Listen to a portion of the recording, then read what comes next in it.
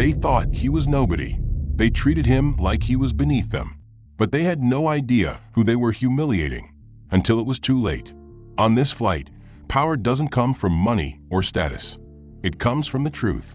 And tonight, one flight attendant is about to learn that lesson the hard way. Meet Father Elijah Carter, an elderly black priest, quiet in demeanor but unshakable in faith. To most, he looks like just another tired traveler, dressed in a simple suit, carrying nothing but an old Bible and a heart full of patience. But to the wrong kind of people, he looks like someone easy to disrespect, mock, and deny basic human decency. And that's exactly what happens. Rebecca Summers, a flight attendant who thrives on power over others, sees him as nothing more than a fraud, a beggar in a priest's collar, someone who doesn't belong in first class.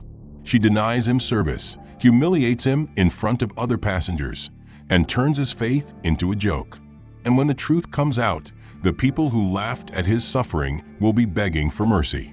Like this video if you believe in standing up against discrimination. Subscribe so you never miss a shocking story like this. Where are you watching from? Drop your location below. Father Elijah stepped onto the plane with the quiet grace that came with decades of faith and resilience. Dressed in a simple black suit, a modest silver cross resting against his chest, he carried nothing but a small, well-worn leather bag and a book of scripture. His movements were slow but steady, his deep brown eyes radiating a calm wisdom. He didn't belong here, at least not by the standards of the young flight attendant, standing near the entrance of the first-class cabin, arms crossed, her sharp eyes scanning him with immediate skepticism. Rebecca Summers had worked as a flight attendant for 7 years, and she prided herself on knowing exactly who belonged in first class and who didn't. And this old man, with his thrift store suit and soft-spoken demeanor, clearly didn't. She watched as he glanced down at his ticket and then up at the seat numbers, making his way to 3A. Her lips curled into a smirk. When he settled in, placing his book carefully on his lap, she strolled over, leaning down with an exaggerated smile. "Excuse me, sir," she said, voice dripping with forced politeness. "Are you sure you're in the right seat?" Father Elijah turned to her with a patient expression, as if she were a lost sheep needing guidance, rather than someone questioning his presence. "Yes, child. This is my seat." He lifted his ticket slightly as proof, though his tone carried no defiance, only quiet certainty. Rebecca barely glanced at it before straightening. "Huh," she muttered under her breath. "Didn't think we'd be flying clergy today." The words weren't outright hostile, but they carried an unmistakable undertone of condescension. Father Elijah, ever the composed man, simply offered a small smile. "Even a priest needs to get places," he replied lightly, adjusting his seatbelt. Rebecca snorted. "Let me guess, off to some big charity gala? Or maybe a fundraising dinner. That's what they do these days, right? Shake hands with the rich and tell them God forgives greed." Her words were deliberately pointed, but the old man didn't flinch. "I'm going home," he said simply. Rebecca rolled her eyes before moving on, muttering something under her breath. A few rows back, a businessman smirked at the exchange. People like her didn't have to say much. Their disapproval was in their tone, their posture, the way they spoke just loud enough for others to hear. A few minutes later, the cabin crew began offering drinks. When Rebecca reached Father Elijah, she didn't bother hiding her distaste. "Water?" he asked, his voice still kind. She pretended to check her tablet. "Oh, sorry, Father," she said with mock sympathy. "We only offer complimentary drinks to passengers who contribute at least 10% of their income to the church. Do you qualify?" The couple across the aisle chuckled. A younger flight attendant, standing nearby, frowned slightly but said nothing. Father Elijah met Rebecca's eyes, and for a brief moment she felt something strange, almost as if he could see right through her. "I see," he said, nodding. "Well, I'll be fine without it." Rebecca, not content with letting him off so easily, sighed dramatically and turned to her co-worker. "You'd think someone with such strong faith could just pray for hydration," she quipped, loud enough for a few nearby passengers to hear. More quiet laughter. The younger flight attendant hesitated, shifting uncomfortably, but Rebecca had already moved on. As she returned to the galley, she felt oddly triumphant. It wasn't just about making fun of an old man, it was about putting people like him in their place. Father Elijah, meanwhile, remained still. He had faced worse in his lifetime, far worse. This was just another test of patience, another moment where kindness would be his answer. But deep down, beneath the years of wisdom and restraint, something else stirred, a quiet knowing. This was far from over. The hum of the plane settled into a steady rhythm as passengers adjusted themselves, flipping through magazines, checking their phones, or settling in for the long flight. Father Elijah sat quietly in his seat, his fingers resting lightly over the worn leather of his Bible, eyes closed as he whispered a silent prayer. It was a habit, a moment of peace he had practiced for decades before every journey. But peace was not something Rebecca intended to let him have. A shadow loomed over him. "Excuse me," she said, voice laced with irritation. Father Elijah opened his eyes, meeting her gaze with quiet patience. "Yes, my child." Rebecca's lips curled slightly. "We'd appreciate it if you didn't do that." He blinked. "Do what?" She gestured vaguely at his hands, at the Bible resting on his lap. "The praying. Some passengers might find it unsettling." A few heads turned, curious but uninterested in intervening. Father Elijah glanced at the couple seated nearby, a well-dressed man and woman who had been smirking at him earlier. The man shrugged, clearly entertained. The woman pursed her lips, as if she had been considering complaining. "I was only whispering," Elijah said gently. Rebecca let out an exaggerated sigh. "I'm sure you were, but people come to first class to relax, not to feel like they're in a church service. Let's keep the religious stuff private, all right?" There was no kindness in her words, no real request, only the assertion of control. Father Elijah gave a slow nod, closing his Bible. He had been here before, in many ways, in many lifetimes. The world had changed, but cruelty never really did. Rebecca, satisfied, turned to leave but hesitated. A thought formed in her mind, and a smirk danced at the corner of her lips. Minutes later, she returned with a tray of drinks, balancing several delicate glasses of wine. She moved with the practiced grace of someone who had done this 1,000 times before. But as she reached Father Elijah's seat, she stumbled. A sharp, sudden jolt that sent the dark red liquid cascading down the front of his black shirt. Gasps rippled through the cabin. "Oh my God," a woman muttered, stifling a laugh. Rebecca pressed a hand to her mouth, eyes wide with feigned shock. "Oh no. Father, I am so sorry." Her tone dripped with insincerity. "That was completely accidental." Father Elijah barely reacted. He looked down at the stain spreading across his chest, the wine seeping into the fabric like fresh blood. His fingers, wrinkled with age and softened with time, moved slowly to dab at it with the napkin she handed him. Rebecca's voice carried again, loud enough for the surrounding passengers to hear. "You're not mad, are you, Father?" She tilted her head. "I mean, your whole thing is forgiveness, right?" A few chuckles broke out. Father Elijah swallowed, his throat dry. "Of course not," he said quietly. Rebecca grinned. "That's the spirit." She left him there, drenched in wine, the sticky scent clinging to him. A flight attendant nearby hesitated, watching the scene unfold, but when Rebecca caught her eye, she turned away. Minutes passed. The businessman across the aisle shook his head, amusement flickering in his expression. "You must have nerves of steel, old man," he said, sipping his drink. "Most people wouldn't be so calm." Father Elijah gave him a tired smile. "I suppose I've had practice." The businessman chuckled. "Yeah, I bet." Another voice from a few seats down. "He probably thinks this is some kind of test from God." More laughter.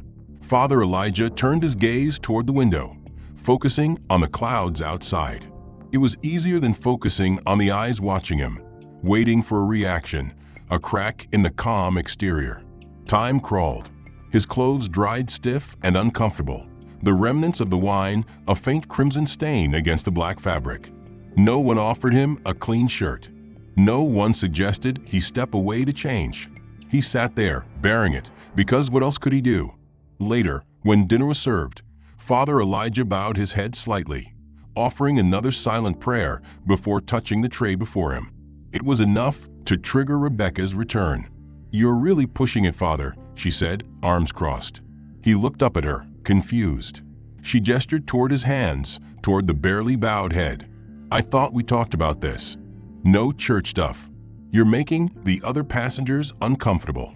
One of the passengers, someone who had barely paid attention before, grunted in agreement.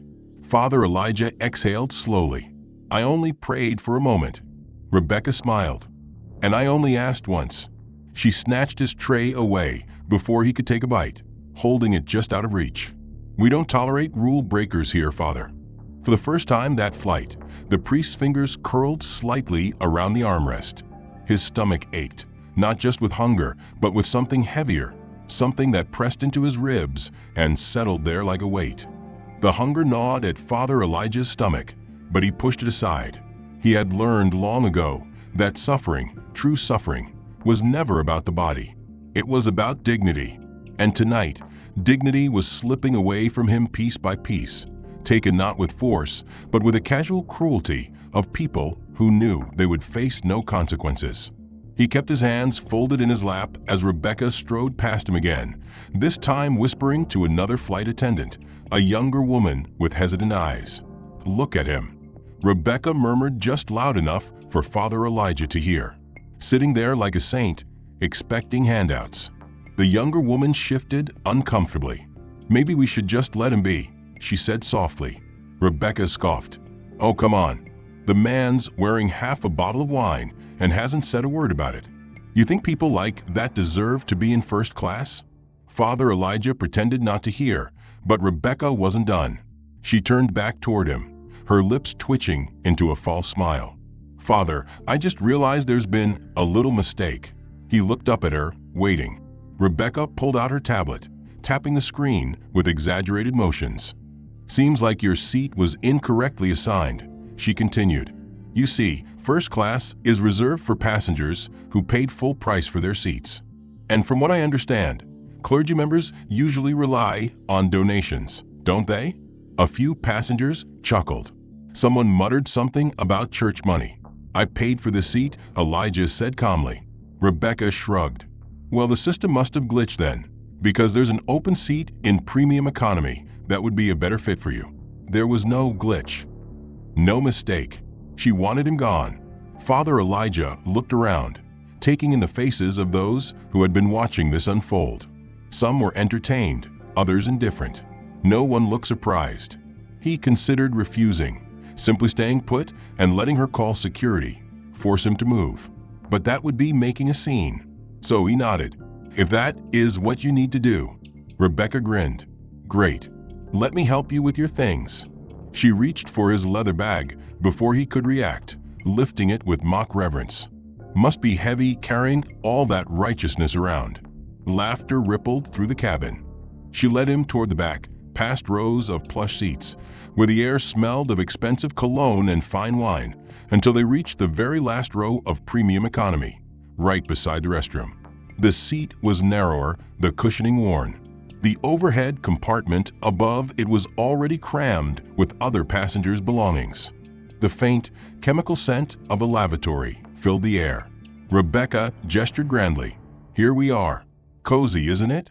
Father Elijah lowered himself into the seat, feeling the stiffness of the cushion, the closeness of the passengers pressed in around him. A baby wailed somewhere nearby. Rebecca wasn't done. She turned toward a group of passengers in first class who had been watching. "See? Even the good father knows his place." The businessman from earlier laughed into his drink. "I was starting to think priests had forgotten humility." Rebecca smirked. "Not on my flight." She walked away, her job done, leaving Father Elijah in the stale air of the back row, squeezed between strangers, the laughter of the privileged still ringing in his ears. Father Elijah sat in the cramped seat near the lavatory, his knees nearly touching the back of the seat in front of him. The air was thick with a sterile scent of disinfectant and stale cabin pressure, mingling with the occasional sharp burst of air freshener when the bathroom door swung open. He clasped his hands together, not in prayer this time, but to steady himself, to remind himself that endurance was a virtue.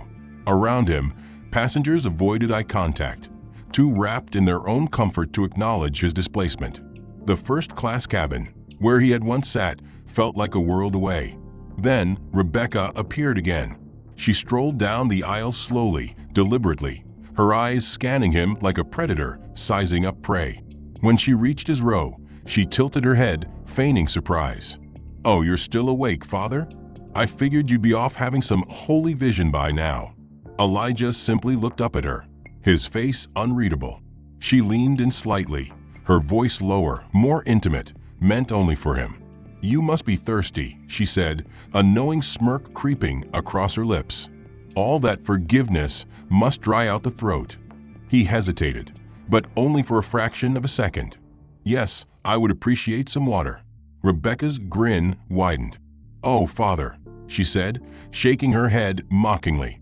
"I almost forgot. You don't need me, do you? You can just perform a miracle." A few nearby passengers snickered. "You know, like in the Bible? Water into wine?" She tapped her chin in mock thought. "Or was it loaves and fishes? Either way, I think you've got this covered." Elijah did not reply. He only folded his hands in his lap. Rebecca sighed dramatically, as if she were doing him an enormous favor. "Fine," she relented. "I suppose I can spare a little charity for a man of God." She left, and for a moment, Elijah thought she might actually return with water. But when she came back, she was carrying a cup filled with ice. No water, just jagged cubes clinking against the plastic. "Here you go, Father," she said sweetly, setting it down on his tray table. "You can wait for it to melt." Elijah wrapped his fingers around the cup, feeling the cold seep into his skin. He said nothing, only nodding once in thanks. Rebecca frowned, clearly disappointed at the lack of reaction. She turned to leave, but a flicker of something cruel lit up in her eyes. "Almost forgot," she mused. "You haven't eaten yet, have you?" She didn't wait for a response before disappearing down the aisle. Minutes later, she returned with a tray of food, standard airline fare, a small roll of bread, a container of soup, and a sealed packet of butter. She placed it down in front of him with a flourish. "There. Can't have you fasting the whole flight, right?" Elijah inclined his head slightly in thanks, but just as he reached for the bread, Rebecca accidentally knocked the tray sideways. The soup spilled first, splattering across his lap in lukewarm streaks. The bread tumbled to the floor, rolling just beneath the seat in front of him, where it lay untouched on the dirty carpet. A sharp intake of breath came from a passenger across the aisle, but no one spoke up. Rebecca clasped a hand to her mouth in mock horror. "Oh no, Father. What a shame." Then, her smile returned, wicked and amused. "But it's okay. You can just pray for more, right?" This time, the laughter wasn't just from first class. It spread, weaving through the cabin like wildfire. Elijah didn't reach for the fallen bread. He didn't dab at the soup on his lap. He sat there, letting the liquid soak into his already stained shirt, feeling the warmth of it fade into a sticky discomfort. Rebecca watched him, waiting, searching for something, anger, frustration, even just a flicker of disappointment. But Elijah remained still. She exhaled through her nose, annoyed at his passivity. "Enjoy your meal, Father," she said mockingly before walking away, her laughter joining the chorus around him. Elijah stared at the tray in front of him, the plastic spoon still untouched, the butter still sealed, and the ice in the cup melting slowly, drop by drop. Father Elijah remained seated in the dim glow of the cabin, his clothes stiff with dried wine and lukewarm soup, his stomach hollow but quiet. He had endured hunger before. He had worn the weight of mockery on his shoulders before, but rarely had it been so public. The murmurs around him hadn't faded since Rebecca had spilled his meal. If anything, they had grown, whispers drifting between rows, amused smirks exchanged over glasses of expensive champagne. And Rebecca wasn't done. She stood a few rows ahead, speaking softly to an older gentleman in a tailored suit, his silver cufflinks glinting under the cabin lights. A man who had barely glanced at Elijah before, but now turned his head slightly, interested. "Look, I don't want to make a scene," Rebecca whispered conspiratorially, her voice just loud enough for nearby passengers to overhear. "But between you and me, I've seen this kind of thing before. Sometimes people pretend to be clergy to get special treatment." The businessman raised an eyebrow. "You think he's a fraud?" Rebecca sighed, feigning reluctance. "All I'm saying is, real priests don't usually fly first class. And they definitely don't sit around expecting free handouts while everyone else pays full price." The words spread faster than spilled wine. Across the aisle, a woman in pearl earrings nudged her husband. "Did you hear that? He might not even be a real priest." A younger man, scrolling through his phone, glanced up. "I mean, it makes sense.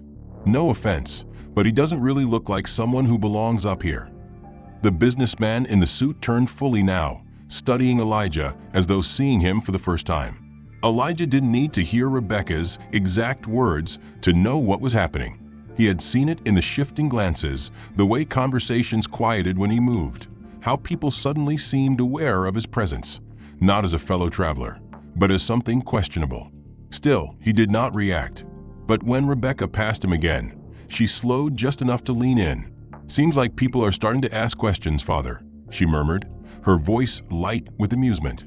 "You wouldn't happen to have a certificate of priesthood tucked away in that little bag of yours, would you?" Elijah looked up at her, and for a brief moment, Rebecca hesitated. Something in his gaze, steady, unshaken, unnerved her. But she pushed past it. "I think," she said, louder now, "that for the comfort of our other passengers, I should have security confirm your identity when we land." Several heads turned toward them. The words were calculated, chosen precisely for their effect. Security. Confirm your identity. It didn't matter if he had done nothing wrong. She had planted the idea, and now it would fester. One of the younger flight attendants hesitated near the galley. "Rebecca, do you really think?" Rebecca shot her a sharp look. "It's protocol," she said smoothly. "When someone acts suspicious, we have to be sure. Right, Father?" Elijah finally spoke, his voice quiet but firm. "I am not acting suspicious." Rebecca's smile didn't waver. "Of course not," she said sweetly. "But you understand, we have to be careful. We wouldn't want any misunderstandings." She turned, making her way back up the aisle, satisfied. Behind her, the whispers continued. "I knew something was off about him. If he was really a priest, why wouldn't he show some proof? Maybe he's one of those scam artists." The businessman in the suit watched Elijah for another long moment before scoffing quietly and turning back to his whiskey. Elijah exhaled slowly. The doubt Rebecca had planted had taken root, growing into something that clung to him with every glance, every sideways smirk, every seatmate shifting slightly away as though deception were contagious. He had spent decades offering faith to those who needed it, and now, in this cramped cabin, that faith had been turned into a weapon against him. And Rebecca wasn't finished. She strolled down the aisle, pausing beside his row. "You're really drawing a lot of attention, Father," she mused, loud enough for nearby passengers to hear. "It's almost like you enjoy it." Elijah didn't respond, keeping his gaze on the seat in front of him. Rebecca's eyes flicked downward to the small leather bag beside him. "What's in here?" she asked, though she was already reaching for it.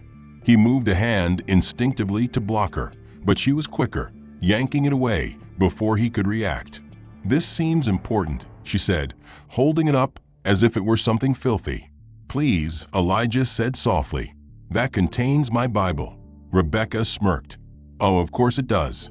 She flipped open the zipper and pulled out the worn book, its pages soft with age and use. She held it up between two fingers, turning toward the watching passengers. "Just making sure we don't have anything dangerous on board," she said lightly. "You never know," the businessman from earlier muttered into his drink. "Might be hiding something in there." Rebecca turned the book over, flipping through its pages with exaggerated scrutiny. "I don't know, Father," she said, faux concern in her voice. "Policy says personal belongings can't obstruct pathways. I might need to hold on to this for the rest of the flight." A murmur of approval came from a few seats away. Elijah swallowed. He had held that Bible through funerals and baptisms, through nights of doubt and mornings of renewed faith. It was the one constant he carried, a tether to the God he had served his whole life. And now it was a prop in Rebecca's game. "Please return it," he said. Rebecca tilted her head, considering. Then, with a slow smirk, she tossed the Bible onto the empty seat beside her, just out of his reach. "You can have it when we land." She turned to leave, but hesitated. There was one last thing she wanted. "You know, Father," she mused, "I should probably be careful. You might curse me or something." A ripple of amusement ran through the cabin. Elijah shook his head. "No," he said quietly. "I will pray for you." Rebecca blinked, caught off guard for just a second, before she threw her head back in laughter. "Oh, that's rich," she said, glancing around as if letting the other passengers in on the joke. "You all hear that? He's going to pray for me." Rebecca wiped a fake tear from her eye. "That's adorable. Do you really think that's going to work?" Elijah met her gaze, and for the first time, something in his expression unsettled her. It wasn't defiance. It wasn't anger. It was something deeper. Pity. "Yes," he said simply. Rebecca scoffed, shaking off the unease. "Well, you do that, Father," she said, voice sharp again. "Let me know if you get any results." She turned on her heel, leaving him there, surrounded by laughter, stripped of even the smallest comfort.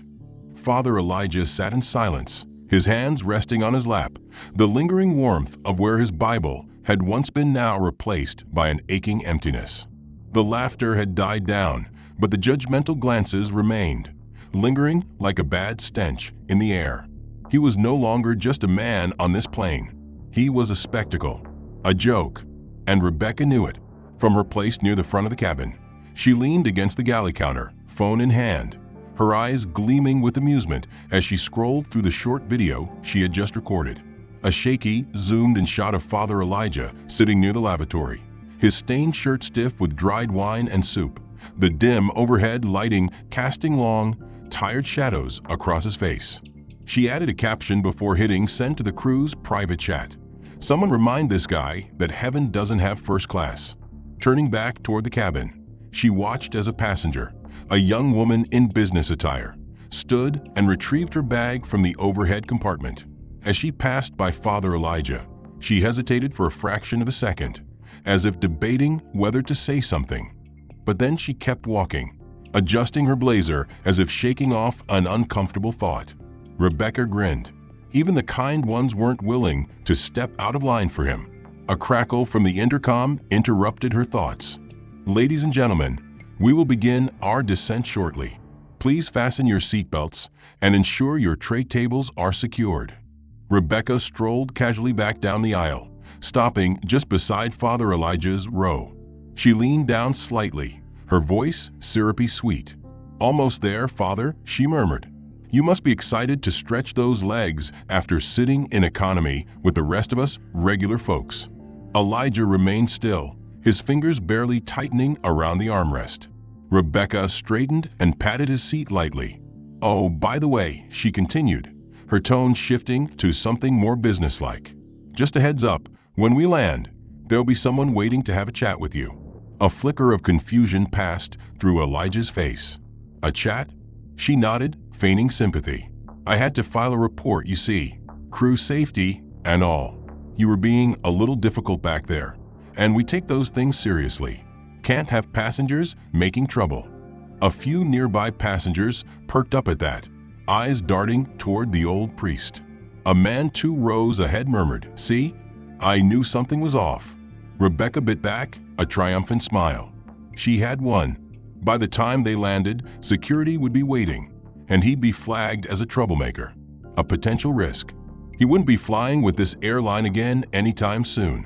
She gave him one last smirk before sauntering back toward the front of the cabin, rolling her shoulders as if shaking off the last bit of annoyance. She had done her job well. The priest, the scam artist, the charity case clergyman, whatever he was, he would walk off this plane exactly how she wanted him to. Humiliated, ostracized, and alone. Rebecca had ensured that no one saw him as anything more than a fraud. And now, with security waiting at the gate, the ordeal was far from over. Across the aisle, a businessman, sharp-suited and accustomed to privilege, frowned as he stared at Elijah. Something about the old man's face stirred a memory. He pulled out his phone, scrolling quickly through an old article, his brow furrowing deeper as recognition set in. He muttered something under his breath before turning to his seatmate, his voice tense, urgent. A few nearby passengers leaned in, curiosity piqued. The murmur spread, small at first, then growing as more people turned to look at Elijah with newfound scrutiny. Rebecca, still near the galley, barely noticed at first. She was too busy savoring the satisfaction of a job well done. The old man had been put in his place, and soon he'd be escorted out like the fraud he was. But then, the shift in the cabin's atmosphere caught her attention. The passengers who had laughed at Elijah were no longer amused. Some looked stunned, others uncomfortable. The businessman was speaking quickly now, showing his phone to others, gesturing toward Elijah with a mix of disbelief and urgency. Then, the intercom crackled to life. The pilot's voice came through, firm and clipped, carrying an authority that made Rebecca straighten instinctively. "Attention crew, we have received a direct message from Carter Aviation Headquarters. We are carrying a VIP on board, and per executive orders, all accommodations must be arranged immediately upon landing." The cabin went silent.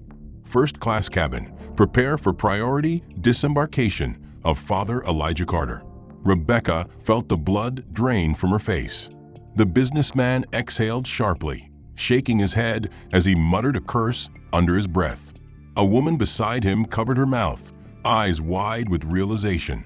The younger flight attendant, Grace, the one who had hesitated earlier, let out a quiet gasp, her gaze darting between Rebecca and the old man she had so eagerly humiliated. Elijah Carter, not just a priest, not just another passenger, the son of Robert Carter, the founder of Carter Aviation, a man whose family's wealth and influence had shaped the very airline they were flying on, a name that held power far beyond anything Rebecca could comprehend. The businessman turned toward Rebecca, his expression caught between amusement and disbelief. "You're done." Rebecca's pulse thundered in her ears. She looked toward Elijah, half expecting him to meet her gaze with anger, with triumph. But he didn't. He just sat there, still as he had been all flight, as if none of this surprised him. The plane touched down, the wheels screeching against the tarmac, but for Rebecca, it felt like she had already crashed. The plane rolled to a stop, the dull hum of the engines fading as the seatbelt sign flicked off. Passengers moved with the restless urgency of people eager to leave, stretching stiff limbs, retrieving overhead luggage. But Rebecca couldn't move. She sat frozen, pulse hammering in her ears, her mind trying and failing to process the sudden shift in power. She had spent the entire flight believing she was in control, certain that Father Elijah was beneath her, just another old man too timid to fight back. But now, with the weight of his name crashing down on her, she realized the truth. She hadn't been toying with a helpless priest.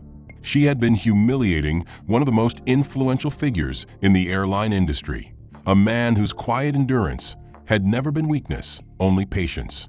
The first-class flight attendants were already moving, their demeanor transformed. Where there had been mockery, now there was silent, nervous efficiency. One of them hurried to Father Elijah's side, retrieving his Bible with reverent hands, apologizing under her breath as she returned it to him. A second attendant whispered something into the pilot's earpiece, and he nodded before stepping out of the cockpit, his expression unreadable. Rebecca swallowed hard and forced herself to stand, tugging at the hem of her uniform to steady her shaking hands. Maybe she could fix this. Maybe if she acted quickly enough, if she apologized, if she found the right words. Then she saw them. Through the small window by the exit, a group of uniformed officers waited just outside the jet bridge, their faces grim, their stance unmistakable. The businessman who had recognized Elijah let out a low whistle as he watched Rebecca's face drain of color. Damn. The woman beside him, the one who had laughed at Elijah earlier, suddenly looked deeply uncomfortable, as if ashamed to have ever been entertained by Rebecca's cruelty. The door opened. The moment passengers began filing out, two of the officers stepped inside. Their presence was commanding, immediate. Heads turned, whispers spread. One of them nodded toward Rebecca, his voice firm but calm. "Miss Summers, please step forward."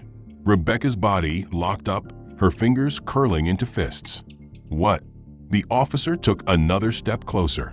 "You're being detained for questioning regarding multiple violations, including misconduct, discrimination, and mistreatment of a priority passenger." The words settled over her like ice. "This is ridiculous," she snapped, but her voice lacked its usual bite. "It was just a misunderstanding. Step forward." Her breath came too fast, too shallow. She turned desperately toward the other flight attendants, toward her colleagues, but they refused to meet her eyes. Even Jason, who had laughed at her jokes earlier, suddenly found something very interesting on the floor, because no one wanted to be dragged down with her. As she hesitated, one of the officers reached for his handcuffs. "Do not make this harder on yourself." The metal clicked open, a sound that cut through her last thread of denial. Rebecca's legs moved before she could think, a half step backward, instinctively retreating, but there was nowhere to go. The plane was small, the walls too close. Her world had never felt so small. The moment the cold metal snapped around her wrists, a hush fell over the plane. Some passengers raised their phones, recording as she was escorted down the aisle. No one stopped them. And as she was led past Father Elijah's seat, she dared to look at him one last time. The cameras followed Rebecca as she was escorted off the plane, her wrists bound, her face drained of its usual self-satisfied confidence. The walk through the airport felt impossibly long. Every passing passenger, every curious glance, every raised phone capturing her humiliation in crisp, damning detail. The power she had wielded so carelessly in the air had evaporated the moment the cuffs clicked shut. Now, she was no longer the one delivering judgment. She was the one being watched, measured, and discarded. Security led her into a stark interrogation room, where she sat for hours, answering sharp questions she barely understood, her voice cracking as she insisted it was all a misunderstanding. But the evidence was overwhelming. Video recordings, passenger testimonies, internal messages from the crew chat, and most damning of all, the direct orders from Carter Aviation's headquarters, demanding full cooperation with authorities. There was no escaping this. By the time she was released pending formal charges, her world had already collapsed. The airline issued an immediate public statement condemning her actions, announcing her termination, and declaring their commitment to ensuring all passengers are treated with dignity and respect. Every major news outlet picked up the story, her name and face plastered across headlines. Flight attendant fired after humiliating VIP passenger. Disgraced employee faces legal action from Carter Aviation. Her social media accounts were flooded with outrage. Strangers dissected her every move, her past behavior, her entire career. Friends distanced themselves. Colleagues who once laughed at her jokes now pretended they had never known her. No airline would touch her. She wasn't just fired, she was blacklisted. Then came the lawsuit. Father Elijah never once spoke to the press, never gave a single interview. But behind closed doors, his legal team moved with quiet precision. The case was swift, the verdict devastating. Gross misconduct, defamation, discriminatory behavior in a federally regulated space. The damages were staggering. She lost everything: her savings, her apartment, any hope of rebuilding her life. The months dragged on. As the world moved forward, Rebecca was left behind, drowning under the weight of her own disgrace. No one would hire her. No one would listen. The arrogance that once fueled her had turned to dust. One evening, homeless and desperate, she found herself outside a shelter, its doors open to the weary and broken. Inside, volunteers moved with purpose, serving food, offering warmth to those who had nowhere else to go. Rebecca hesitated, shame curling in her stomach. Then she saw him. Father Elijah stood at the far end of the room, dressed in the same simple black suit, sleeves rolled up as he handed out meals, his expression calm, kind. The same hands that had once rested on an armrest, gripping onto quiet dignity as she humiliated him, now moved with quiet grace, offering comfort to those who needed it. For the first time in her life, Rebecca understood what true power looked like. The end. If this story moved you, don't forget to like this video and subscribe for more powerful tales of justice and redemption. What do you think about Rebecca's downfall? Did she deserve her fate, or was it too harsh? And what about Father Elijah? Was his silence more powerful than revenge? Let us know your thoughts in the comments below. Also, tell us where you're watching from. We love hearing from viewers all around the world.